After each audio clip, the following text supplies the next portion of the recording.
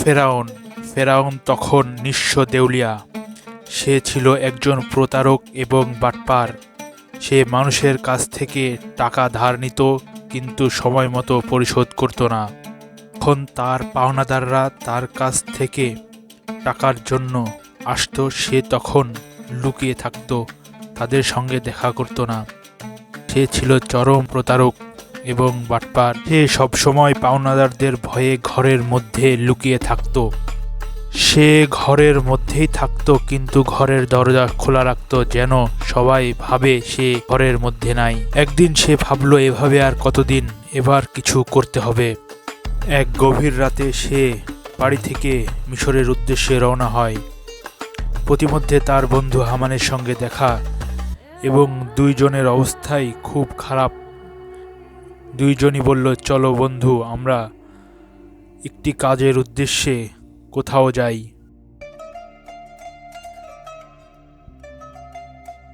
প্রতিমধ্যে তারা দেখল একটি তরমুজ ক্ষেত। সেখানে অনেকেই কাজ করছে। তারা দুজন ছিল খুবই ক্ষুধার্ত। তারা দাঁড়িয়ে দাঁড়িয়ে সেখানে দেখছিল। সেখানকার মালিক তাদের জিজ্ঞাসা করল, তোমরা কারা, কোথা থেকে এসেছো? তোমাদের তো আগে কখনো দেখিনি। কি চাও এখানে, বলো আমাকে। তাদেরকে দেখে তরমুজের মালিকের অনেক মায়া হলো। একথা শুনে তারা বলল, আমরা মুসাফির, অনেক দূর থেকে এসেছি, কাজের সন্ধানে এসেছি এবং আমরা অনেক ক্ষুধার্ত। আপনাদের এখানে কি কাজ করা যাবে? এবং তাদের এই কথা শুনে তরমুজের মালিক বলল, অবশ্যই এখানে কাজ করা যাবে, কিন্তু সৎভাবে কাজ করতে হবে। তোমরা যদি সৎভাবে কাজ করতে চাও তাহলে টাকা পাবে এবং তরমুজ পাবে, সব কিছুই তোমরা পাবে। একথা শুনে ফেরাউন বলল, অবশ্যই আমরা সৎ মানুষ এবং সৎভাবে কাজ করব। ফেরাউন ছিল চিটার এবং বাটপার। সে একথা বলে তরমুজের মালিককে রাজি করিয়ে ফেলল এবং সে প্রতিনিয়ত তরমুজ বিক্রি করত। তরমুজের মালিকের কাছ থেকে মন হিসাবে তরমুজ কিনে পিচ হিসাবে বিক্রি করত এবং কেটে টুকরো করে বিক্রি করত। এছাড়াও সে মাঝে মধ্যে চুরি করত। সে ছিল একজন চোর এবং বাটপার। সে এবং হামান দুজনেই দিনের পর দিন এভাবেই তরমুজের ব্যবসা করতে লাগলো এবং অনেক টাকা উপার্জন করতে শুরু করলো। তার এই চুরি দিন দিন বাড়তে থাকলো এবং সে এবং হামান দুজনেই প্রতিনিয়ত তরমুজের মালিকের সঙ্গে প্রতারণা করত এবং তরমুজ বিক্রি করত। সেখান থেকে সে লাভ করত। প্রতারণার তরমুজ ব্যবসা। এভাবে মানুষের সঙ্গে প্রতারণা করত এবং তরমুজ মালিকের সঙ্গে প্রতারণা করে তারা প্রচুর অর্থ উপার্জন করে। হঠাৎ একদিন ফেরাউন তার বন্ধু হামানকে বলল, বন্ধু হামান, এভাবে শুধু তরমুজ বিক্রি করে আমাদের চলবে না।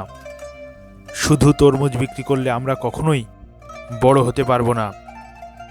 এজন্য আমাদের অন্য কিছু চিন্তা করতে হবে। তরমুজ বিক্রির পাশাপাশি অন্য কিছু করতে হবে।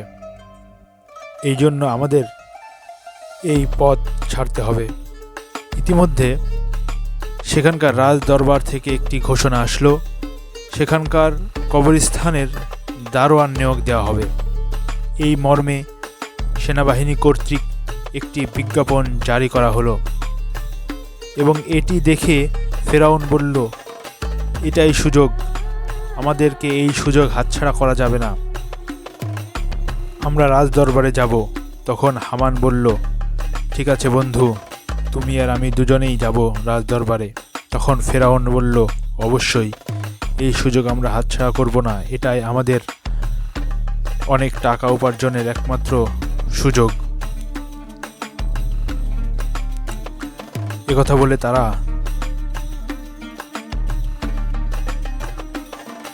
পরক্ষণে রাজ দরবারে হাজির হলো এবং তাদেরকে দেখে সেখানকার রাজা বলল, তোমরা কারা, কেন এখানে এসেছো?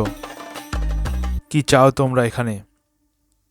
একথা শুনে ফেরাউন বলল, আমরা মুসাফির, আমরা আপনার বিজ্ঞাপন শুনে এসেছি, আমরা কবরস্থানের দারোয়ানের চাকরি করতে চাই।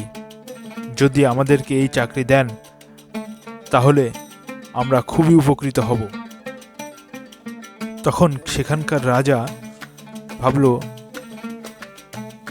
তাদেরকে দেওয়া যায়, তারা দেখতেও সুন্দর এবং সুস্বাস্থ্যের অধিকারী। একথা বলে ফেরাউনকে সেই কাজে নিযুক্ত করল এবং ফেরাউন দিন রাত সেখানে পাহারা দিত, কবরস্থানের গেটেই দাঁড়িয়ে থাকত। হঠাৎ একদিন একটি মৃত লাশ আসলো কবর দেওয়ার জন্য, কিন্তু ফেরাউন তাদের ঢুকতে বাধা দিল। তখন তারা জিজ্ঞাসা করলো, কেন ঢুকতে বাধা দিচ্ছ? তখন ফেরাউন বলল, কেন তোমরা জানো না, এখানে কবর দিতে হলে একটি করে স্বর্ণ মুদ্রা দিতে হবে, রাজার আদেশ। সে ছিল চিটার এবং বাটপার, প্রতারক। সে এভাবে মিথ্যা কথা বলে তাদের কাছ থেকে টাকা নিত এবং প্রচুর স্বর্ণমুদ্রা সে জমা করল। একদিন তার বন্ধু হামানকে বলল, বন্ধু হামান, এই দেখো আমি কত স্বর্ণমুদ্রা অর্জন করেছি এবং জমিয়েছি, এগুলো নিয়ে আমরা রাজ দরবারে যাব এবং আমরা রাজ দরবারে এগুলো জমা দিব।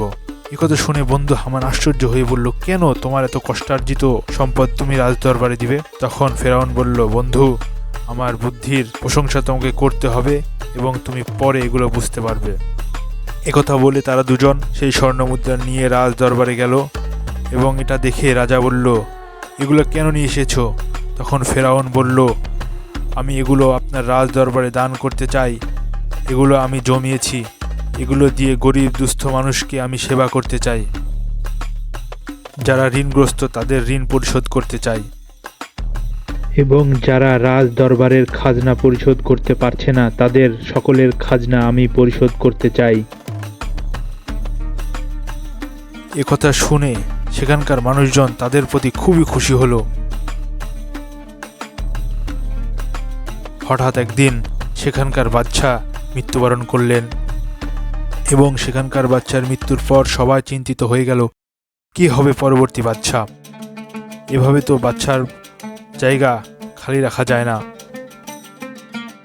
তাদের এই চিন্তার মাঝখানে সেখানকার একজন বুদ্ধিমান ব্যক্তি বলল, কিছুদিন আগে যেই ছেলেটি স্বর্ণমুদ্রা দান করেছিল সেই উপযুক্ত ব্যক্তি বলে আমরা মনে করি। এর মাধ্যমেই প্রতারক বাটপার ফেরাউন সেখানকার রাজা নিযুক্ত হলো।